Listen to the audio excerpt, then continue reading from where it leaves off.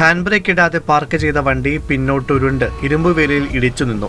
കോട്ടയം ഈരാറ്റുപേട്ട തൊടുപുഴ റൂട്ടിൽ ആലുംതറയിൽ ഇന്ന് രാവിലെ 7:30യോടെയാണ് സംഭവം. കടയിലേക്ക് സാധനങ്ങൾ വാങ്ങാനെത്തിയ കാറുടമ വാഹനം റോഡിനൊരുവശത്തായി പാർക്ക് ചെയ്ത് പുറത്തിറങ്ങിയപ്പോൾ കാർ പിന്നോട്ടുരുണ്ടു പോകുകയായിരുന്നു. ഇടതടവില്ലാതെ വാഹനങ്ങൾ പോകുന്ന റോഡിൽ മറ്റു വാഹനങ്ങളിൽ ഇടിക്കാതിരുന്നത് ദുരന്തമൊഴിവാക്കി.